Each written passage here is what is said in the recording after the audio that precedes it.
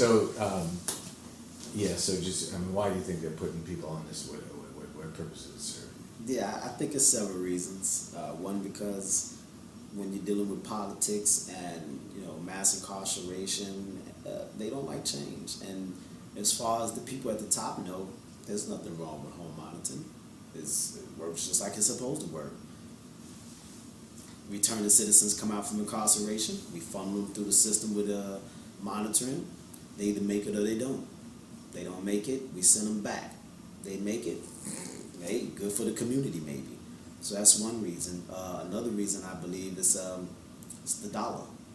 I mean, because if you think about all the things between the person getting out and the person getting on monitoring, there's people that are employed within that scope. The people, the technician that has to come out and put that on, the person who manufactures the monitoring equipment.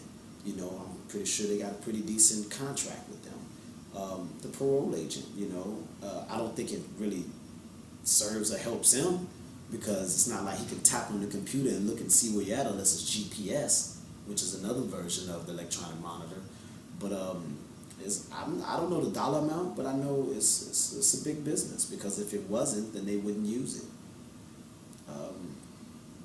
And I kind of think it's a catch-22 for some reasons. I hate to be the devil's advocate or just think negative, but I think they want you to fail on an electronic monitor, because the way it's set up, it's not designed to help you per se. It doesn't help you get employment. It doesn't help you get mental health if you need it. It doesn't help you get all your identification, because for a person coming home, that's the first battle. You have to get your identification. You can't move around the city. You can't get a job. You can't get health care. If you don't have identification, who are you? It doesn't help you do that. It's just evasive. So if you had 5 minutes with the director of the Department of Corrections, talk to him about electronic monitoring, what would you tell him? Yeah, it's interesting, because I actually did have 5 minutes with him. I had 5 minutes with the head of parole and the director. I was in a location, Southern Illinois, and they happened to be at the same meeting. And it's interesting how they heard my story as well as other individuals, and they seemed so moved and intrigued about it, on that value. And then when I got on a one-on-one basis with him, he wasn't really interested in the electronic monitoring part.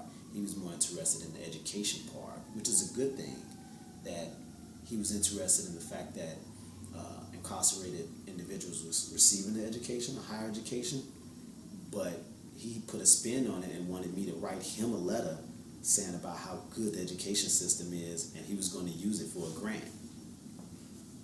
So I'm like, wait a minute. I'm just telling you about these horror stories of my life with this electronic monitoring. You didn't say anything about trying to adjust it, fix it, help me get off of it. You just went straight to politician mode. Hey, that's beautiful. Write me a letter, and I need to use that for a grant. I'm not writing you a letter. But if I had a chance to tell them about specifically electronic monitoring, it's simple. It's not working. It's not working for what they deem is the greater good for the public and help returning citizens be just that, returning citizens. It's discouraging. It's misleading. It's not functioning well. And a person with less resources and not necessarily headstrong, they're going to fall prey to it.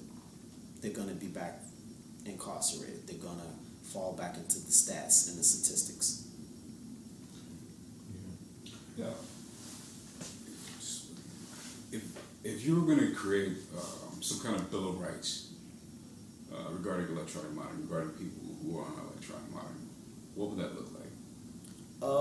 The first order, if you remember what I said earlier, is that, I understand the nature of electronic monitoring. I'm not saying that you shouldn't have it, because there are case-by-case situations where you pretty much probably need it. But the thing that is that they're just using it as a blanket for everyone. And if you want to best serve the public and return a citizen, then you really have to have a parole panel that works. You have to have people who can look at case by case situation and say, okay, the nature of his case versus what he's been doing incarcerated versus what he has planned when he gets out. Not just, oh, I'm gonna go do this and be a millionaire, but solid things. Show me something. Like, people can say, I have this job lined up. I've already applied for school. I've seen it incarcerated. I've seen guys before they left incarceration be accepted to colleges before they left. So those type of things are the things that you can judge. Okay, are we going to put him on house arrest or not? And if we are, for how long? A year? 2 months?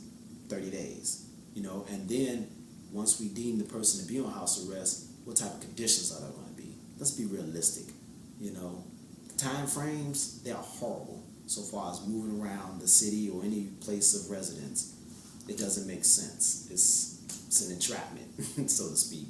So the Bill of Rights would be case-by-case situation, find ways to improve it, make it work, really work, or work to the best of your ability. Nothing's going to be 100%. And you just got to clean out. Like, it's old. It doesn't work.